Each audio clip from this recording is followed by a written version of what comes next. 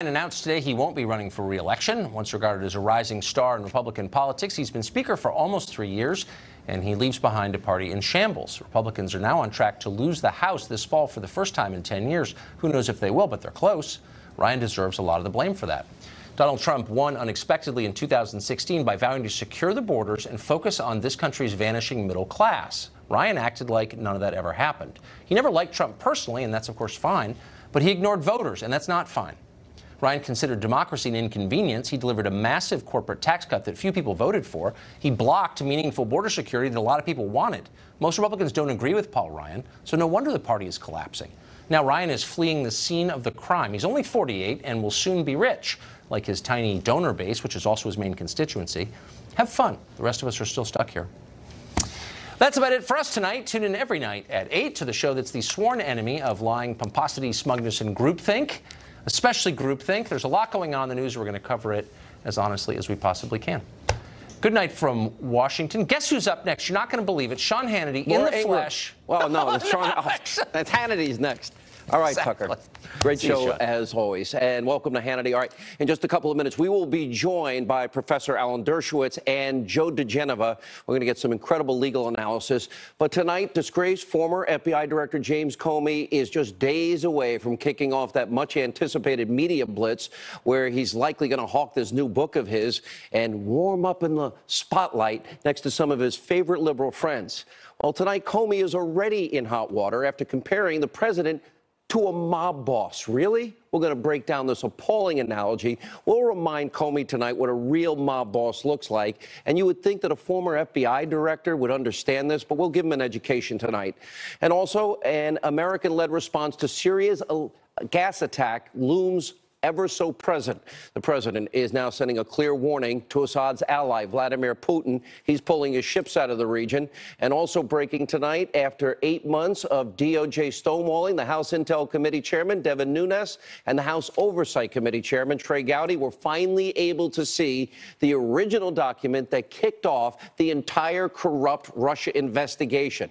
Okay, good start. Where's the other 1.2 million documents that they have subpoenaed? Now, this only happened because Devin Nunes threatened Rod Rosenstein and the FBI Director Chris Wray with contempt and impeachment. All right, we've got all of this and more. An important breaking news, opening monologue. All right, it's the moment liberals, the Trump-hating press have been so anxiously waiting for. Former disgraced FBI Director James Comey is ready to cash in on his very public hatred for President Donald Trump. Now, his book tour kicks off on Sunday. We couldn't have scripted this any better.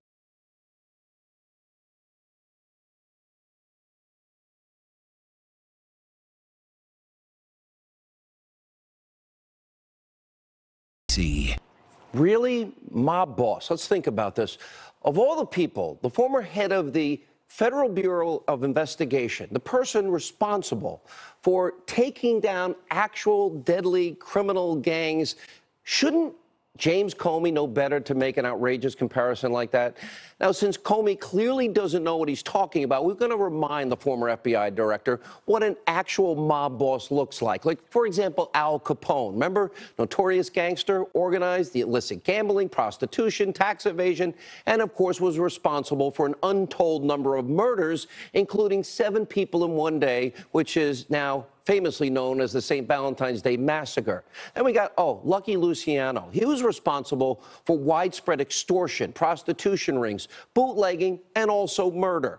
And last but not least, we can go on all night. Look at John Gotti, convicted of 13 murders, also involved in racketeering, tax evasion, illicit gambling, and, of course, obstruction of justice. So, Mr. Comey, you're really going to compare the sitting president of the United States to a mob boss so you can make money? People that are tied to murder, drugs, money laundering, extortion, prostitution, loan sharking, and all sorts of other racketeering crimes. Now, why are you doing this? Just to make yourself look good? Do you really need the extra money? Just to become rich and famous? Just to make your point that you don't like Donald Trump?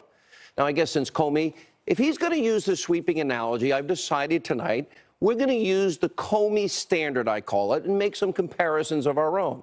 Now, if Comey thinks Trump is a mob boss, if he is in his eyes, well, let's talk about a family responsible for actual crimes. We'll call it the head of the notorious political cabal, of course, Bill and Hillary Clinton, the Clinton crime family. Bill Clinton, as we've shown you many times, has been accused of severe sexual misconduct, harassment, even rape by Juanita Broderick. We know he lied under oath, and we know he paid Paula Jones. We know he was impeached. And meanwhile, Hillary Clinton, well, we know she committed crime. She should have been charged if we have equal justice under the law. She mishandled national secrets on that illicit private server, obstructed justice, destroyed evidence, and Clinton wasn't alone in covering up her misdeeds. Look at Cheryl Mills on the screen. She was a witness in this email investigation, declared attorney-client privilege in order to abstain from answering any questions. Attorney-client privilege, imagine that. Now, longtime Clinton aide, remember Uma Abedin, who possessed classified information on her private computer, uncovered in the Anthony Weiner underage sexting investigation. Then we got sketchy Terry McAuliffe. He directed his political action committee, remember, donating hundreds of thousands of dollars, an obscene amount of money, to the state Senate campaign of Jill McCabe, the wife of, Deputy FBI Director Andrew McCabe. And, of course, he now obviously is out of that post, and he got fired. And he sat on Huma Abedin's emails for months. And, of course, Loretta Lynch. Really, are we to believe that the former Attorney General had a secret meeting on an airport tarmac with Bill Clinton in Phoenix just days before Comey cleared Clinton? And next, of course, we're going to look at the Clinton crime family. You have the Clinton bought and paid for dossier that was used to get and 3 times renew a FISA warrant against a Trump campaign associate. Now, this was authored by ex-foreign spy, remember, foreign national Christopher Steele, working for Fusion GPS, hired by the law firm Perkins Coie at the request of the Clinton campaign.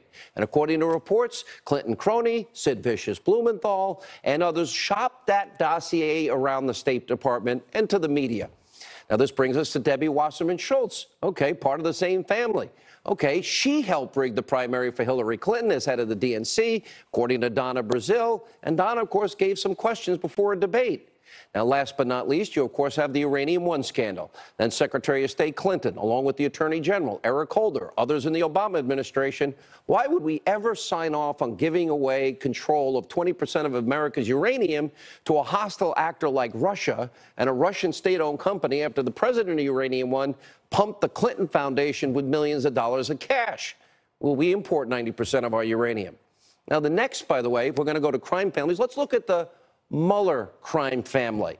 Now, of course, we are now on day 329 of the Mueller witch hunt, and there's still zero evidence of collusion. Imagine that. And now we're talking about Stormy and Karen McDougal. Oh, and even the NBC Access Hollywood tape. Now, let's start with Mueller. Remember, this whole witch hunt started when Mueller's best friend, James Comey, leaked his personal, potentially classified notes to his friend, who was a professor at Columbia, who leaked those notes to the press, all as a purpose for setting forward the wheels in motion for a special counsel, which he got. Another best friend, Robert Mueller. We'll have more on that in a minute, but stay focused on Mueller. During Mueller's time as a federal prosecutor in Boston, four men wrongfully imprisoned for decades, framed by an FBI informant and notorious gangster, Whitey Bulger, all while Mueller's office looked the other way.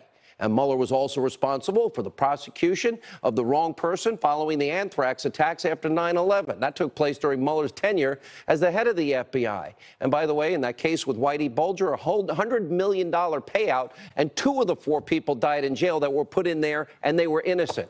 And then look at Mueller's merry band of Democratic donors. Couldn't find one Trump supporter to work on the special counsel case? Take a look at the side of your screen. Tens of thousands of dollars to Democrats, Hillary Clinton, Barack Obama, not a single penny to Donald Trump. And then you have, why would anybody pick this guy? The New York Times describes as Mueller's pit bull, Andrew Weissmann. His aggressive prosecution tactics have caused tens of thousands of people to lose their jobs, their livelihood, in the case against Anderson Accounting. Now, that was eventually overturned, 9-0 in the Supreme Court. He's also responsible for the imprisonment of 4 Merrill Lynch executives. That was overturned by the Fifth Circuit Court of Appeals, and he has been accused twice that I know of withholding exculpatory evidence by judges in cases. And Weissmann also wrote a note to Sally Yates, remember, praising her for refusing to enforce President Trump's travel ban. The Wall Street Journal reporting Weissmann attended Hillary Clinton's election night party. Well, you want him hired as the pit bull to go after you in this never-ending, with zero mandate witch hunt of Robert Mueller? because that's what's happening. Would you want that guy going after you with that track record? And why would Mueller ever appoint that man? And then also on his team, Jeannie Ray. She previously has done legal work for the Clinton Foundation, huge Democratic donor. Can we say conflict of interest? Now, next up. Okay, we have the disgraced Trump-hating lovebirds. There's Strzok, there's Page, who Mueller tapped to help with the investigation. And based on all the text messages that so far have been exposed, there's a lot more coming. Hopefully, one day, it's apparent that they were out to get Trump from the very beginning, and they're the ones that texted about having the insurance policy in case Donald Trump actually won, and called them pretty much every nasty name in the book. Now, they got removed once their bias was exposed. Now, last but not least, we have one other crime family we want to tell you about. And, well, this is near and dear to Comey's heart. We'll call it the Comey crime family. He loves this analogy. Let's stay with it. And during his tenure at the FBI, we all know about the special treatment that Hillary Clinton received from the Bureau. Comey agreed to call Clinton's email investigation a matter when it was an investigation at the request of Loretta Lynch. Comey, with Peter Strzok and others, they wrote an exoneration in May before they even interviewed her, or 17 other witnesses in July. An exoneration before investigation. And we also know Comey signed off on multiple FISA warrants against a Trump campaign associate, as did Rod Rosenstein, Sally Yates, and others. And we know that Christopher Steele's phony dossier, well, according to the Grassley-Graham memo, that was the bulk of the FISA application. Hillary paid for it. They never verified it. According to FISA law, they should have, and according to FBI protocol. This is the very same dossier that John McCain gave to Comey after it was obtained by his associate, David Kramer. And fellow Comey deep state sycophant, then CIA Director John Brennan, remember, he briefed Harry Reid on that dossier. Harry Reid leaked the details about these Clinton bought and paid for lies to the press. Now, knowing what we now know about what is obvious deep state crime families trying to take down the president, again, staying with Comey's analogy, aren't you now glad that Trump fired Comey? This is clearly a guy that has his own self-aggrandizing, arrogant agenda, who himself should be under investigation, who lied to Trump, mishandled the FISA court system, maybe even lies to the FISA court judges, we'll find out, leaked privileged government documents, failed to apply the law equally, which should be everybody's concern. And Comey is now set to make millions of dollars off this impending book tour, all while trashing the president the whole way. Now, I say to Mr. Comey, I'll make you an offer you can't refuse. Come on this show. You get the whole hour. I'm on 570 radio stations with 14 million, 15 million listeners. Promote your book, and I'll ask you tough, fair questions that the American people deserve answered. All right, also tonight, we cannot forget the U.S. preparing to respond to Syria's gas attack against innocent men, women, and children. The president sending a clear warning to the Russian President Vladimir Putin. Trump taking to Twitter earlier today. Russia vows to shoot down any and all missiles fired at Syria. Get ready, Russia, because they'll be coming nice, new, and smart. And you shouldn't be partners with a gas-killing animal who kills his own people and enjoys it. And then the president continued, our relationship with Russia is now worse than it has ever been, and that includes during the Cold War. There's no reason for this. Russia needs us to help with their economy, something that would be very easy to do, and we need all nations to work together to stop the arms race. Now, much of the bad blood with Russia is caused by the fake and corrupt Russia investigation, headed up by all Democratic loyalists, people that work for Obama. Mueller is most conflicted of all, except for Rosenstein, who signed the FISA and the Comey letter. And there's no collusion, so they go crazy. So it's time for Putin to wake up. And President Trump is nothing like President Obama. You will see. Now, we'll keep you posted on any of these developments out of Syria as they happen, and action could be imminent. Ed Henry will also join us with a full report. We have another breaking news story we are following. This is a major development after 8 months of unprecedented DOJ obstruction under the threat of contempt and impeachment. Rod Rosenstein finally today, at the last hour, cooperated with the House Intel Committee Chairman Devin Nunes and his request to see the original document that started this Russia investigation. Now, Nunes and Congressman Trey Gowdy and congressional staffers, they met with Rosenstein at the DOJ today. We're finally able to view a still redacted version of the document that was used to start this Russia investigation. Okay, good step. Why do we have to push it to this point? And isn't it amazing how Rosenstein all of a sudden starts cooperating after others are threatening him with impeachment and then threatening Christopher Wray in contempt of Congress? You know what? It shouldn't have to come to this. Now, it's a big step, and Chairman Nunes is now saying it allows him to continue the House intel investigation into the DOJ and the FBI abuses. However, we can't forget, this is one tiny piece of the evidence. Congress, and we know Rosenstein is the one that's obstructed. He didn't want us to know anything about FISA abuses. And Congress is subpoenaed and demanding that 1.2 million documents be turned over. So there's a long way to go. Nunes, Gowdy, other members of Congress, they have constitutional oversight authority. All right, a lot to get to tonight. Joining us now, former U.S. Attorney for the District of Columbia, Joe DiGenova, author of Trumped Up, How Criminalization of Political Differences Endangers Democracy. Professor Alan Dershowitz. Professor, good to see you. Thank you. You've had a busy 36 hours. Let's go back a little bit to yesterday. And I also really want your take when an FBI director compares a sitting president to a mob boss. Well, let's start with that. I mean, it really proves the point of my book, Trumped Up. You can find evidence to create or manufacture crimes against anybody if you're determined to do it. That's what's wrong with the special counsel, because they come in with targets painted on people's back. And people like Comey and people like Mueller are going to find crimes, whether they have to go and try to find a technical violation of banking laws on which they can hook pornography stars or things of that kind. And even your account, which was obviously metaphorical in part, proves again, if you're determined to find crimes against anybody, you can do it. That's why we have to restrict and limit the application of the criminal law to clear, unequivocal crimes, and don't use it against political enemies unless the evidence is just overwhelming. Joe DiGenova, let's bring you in. First of all, it is now clear that no matter what James Comey says about the President of the United States, which are disgraceful comments by a former FBI director, and he has besmirched forever his term as FBI director, what we now know and have known for almost 2 years is James Comey is a dirty cop. He is a completely dirty cop who was compromised from the very beginning of the investigation into Hillary Clinton. And it is also very clear that Rod Rosenstein is so incompetent, compromised, and conflicted that he can no longer serve as the Deputy Attorney General.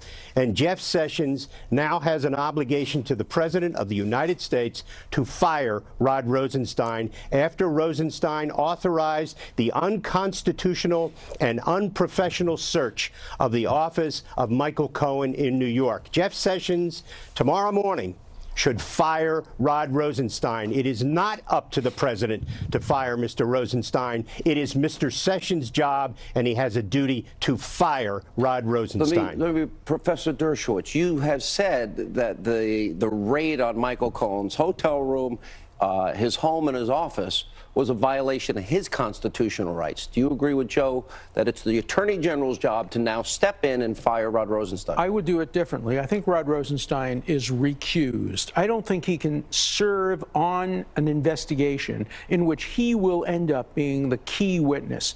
And if I were a lawyer for Donald Trump, and I am not, I'm just saying what I would say about anybody, I would be making a motion in front of a judge. First, I'd make it in the Justice Department to recuse Rosenstein. Then I'd make it in front of a judge. You cannot be a prosecutor, and you cannot be a witness in the same case. But the thing to me that's most disturbing tonight, I am a lifelong member of the American Civil Liberties Union. I was on the national board of the American Civil Liberties Union. To its everlasting disgrace, today, the American Civil Liberties Union went out of its way to justify and defend the raid on the lawyer's office, never saying anything about the risks that it does to confidential communications. Because most of your viewers don't know how taint teams work. Joe DiGenova does, because he was a great United States attorney. Explain what a taint team is, because they take all this information, including the material that is ultimately found to be confidential and lawyer-client. and then somebody in the government reads the material, including the material that's confidential, and then the person says, oh, but this material is confidential, although I've read it. I'm not going to give it to the prosecutor. I'm never going to tell anybody about it. And then suddenly it would, of course, leak. Let me give you an example, just to bring it home. So we know they raided the office to look for the stuff about the Access Hollywood tape. I can easily imagine the conversation between President Trump, then candidate Trump, and his lawyer, Michael Cohen. President Trump says, look, that was an illegal tape of me. I didn't know the microphone was on. California requires 2 parties to consent. Is there anything we can do now to stop that tape from coming out lawfully because it was illegally obtained? Now, then the government gets that conversation. Does this have anything to do with Russia? Does this have anything to do with No. I mean, seriously, I mean, you're laughing because it's so absurd. It's so absurd. All right, Joe, we have so much to get to. We're going to carry you guys over to the next segment. But, Joe, I want you to weigh in on the Tain aspect of this. And more importantly, the person that has attorney-client privilege, that would be the president's right to invoke, not Michael Cohen's. Right. Look, I must tell you, I find this raid of Mr. Cohen's office so appalling in every sense: legal, ethical, professional responsibility. What Rod Rosenstein and Bob Mueller have done is weaponize in an unconstitutional way the criminal investigation process, which should be sacrosanct. And what they have done is they have conducted and are conducting now something that is called an in terrorem grand jury. They are using a grand jury to terrorize people. That is an abuse of power. Mr. Rosenstein is responsible for it. And while I agree with Alan wholeheartedly that Mr. Rosenstein cannot possibly ethically participate in this, it will make no difference to him, because he now has an animus toward the President of the United States, which disqualifies him from the performance of his duties, and Jeff Sessions should fire him tomorrow morning. All right. Well, when we come back, these are very, very important legal questions. We'll continue with Joe DiGenova and Professor Dershowitz on the other side. Also, Newt Gingrich is slamming the FBI raid on Michael Cohen. Wait until you hear who Newt is actually comparing them to. A lot of information, a lot of news, and we're watching Syria as we speak. Straight ahead.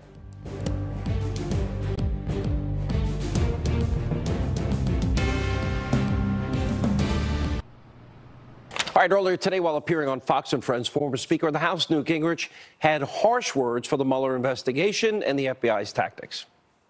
The fact is that Rob Rosenstein has not done his job. He has not supervised Mueller. This whole thing is an absurdity. We've now had one person, Paul Manafort and his wife, in their pajamas at 3 o'clock in the morning, having the FBI break down the door. We've had this real last week. Cohen, the lawyer, have the door taken off the hinges at 6 in the morning. We're supposed to have the rule of law. It ain't the rule of law when they kick in your door at 3 o'clock in the morning and you're faced with armed men and you have had no reason to be told you're going to have that kind of treatment. That's Stalin. That's the Gestapo in Germany. That shouldn't be the American FBI. All right, as we continue with Joe DiGenova and Professor Alan Dershowitz, these tactics are not American. That's the point. This is what we expect in Venezuela. This is not the United States or anything. So my question to you: what does the president now do? Because I don't think you can, in good faith, ever talk to Robert Mueller anymore. I think that's right. Look, nobody should ever talk to a prosecutor unless they have absolutely no alternative. No prosecutor is trying to help a person who is able to perjury for telling the truth. If somebody else gives a contrary story and the prosecutors decide to believe the other person, you can end up in a perjury trap for telling the truth. These are unbelievable times. I remember during the Clinton impeachment, people like Professor Dershowitz, Joe, was saying, where's the sense of proportionality? Where is the prosecutorial discretion in a lot of these things? Yes. I worry for the country because the president no longer can trust Mueller. What is his legal team to do here? Because now I would argue they've now got to go on offense and they've got to make their case, and they've got to understand that it seems like there's no topic that is off the table here. Well, as a result of the tactics authorized by Mueller and instigated by Mueller in New York with the raid of the Cohen office, and as a result of the manner in which they raided the Paul Manafort home, it is now clear that Mueller is acting in bad faith, that he has surrounded himself with literally a bunch of legal terrorists, and that they are conducting an interim grand jury. They are not interested in getting facts from the President of the United States through an interview. They are trying to trap him into a perjury trap, or simply get information that they can send to Rosenstein to transmit to the House of Representatives for impeachment. Those are improper methods for seeking to question the President of the United States. The President should refuse to cooperate with them completely. No more documents, no testimony, and if necessary, he should also take the Fifth Amendment. Here's my next question then. Take the Fifth. No, I don't think he should take the Fifth. Let me explain why. If he takes the Fifth, they can give him immunity, and then they can compel him to testify, and the evidence can be used against him in an impeachment proceeding, because the privilege against self-incrimination doesn't apply in an impeachment proceeding. So I think it's a mistake, but he could take the Sixth. Let me explain how he does that. What he says is, I would love to testify. I have nothing to hide. But my lawyers have told me that under no circumstances will they allow me to testify. I don't want to lose my lawyers. I have a right to be represented by counsel, and I have to listen to my lawyer's advice. What about, Joe, I laid out, look at the team that Mueller's put together. Why would anybody who's supposed to be fair, balanced, and objective ever hire Andrew Weissman, with one of the most atrocious records of any lawyer that I've ever read about, and frankly, even Mueller, going back to Boston and the anthrax case. Well, these are not small cases here. Let me just say, I agree with everything that Alan said, and I just take a different view of why the President should take all legal steps necessary to avoid testifying. And by the way, I agree with that. If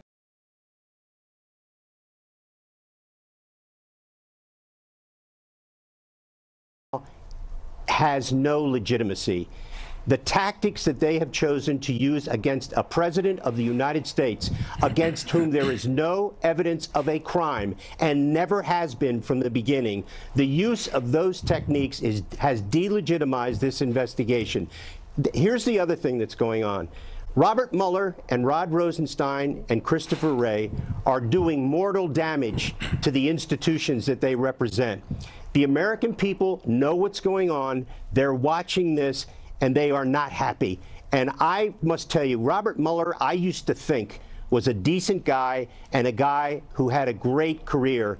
He is destroying his reputation through the thuggish tactics which he has authorized and through the people that he has surrounded himself with. Let me remind you, Andrew Weissman. Let me remind you where this began. Let's go back in time. The Clintons were being investigated for Whitewater. What did it end up with? It ended up with a perjury charge for not disclosing an alleged sexual relationship with a woman that had nothing to do with the alleged underlying crime. And we allowed that to happen. And some of the same people who are complaining today were pushing that kind of thing, including some of the senators and congressmen. There's circumstances, Joe, I hear you trying to get it. Go ahead. No, I'm just saying that I agree with Alan, and I think the one thing we shouldn't do is repeat a mistake. That's and right. I just have to tell you that what Bob Mueller is doing and has done is destroying the Department of Justice. And for Jeff Sessions to sit there like a bump on a log and do nothing about it is disgraceful. I think we all agree on that. And I would take it one step further. I think Jeff Sessions engaged in wrongful conduct by not telling the president before he was appointed that I'm going to recuse myself. The president never would have appointed him. The president doesn't want a part-time attorney general. He would have had a nice conversation saying, I appreciate you're recusing yourself, but I need a full-time attorney general. And then he would have appointed Joe DiGenova to be the attorney general. Well, maybe Joe, or maybe you, Professor. All right. Guys, thank you. Very smart analysis. Our audience needs to hear from both of you. When we come back, the media's anti-Trump agenda now hitting new lows. Michelle Malkin, Dr. Gorka, they're next as we continue.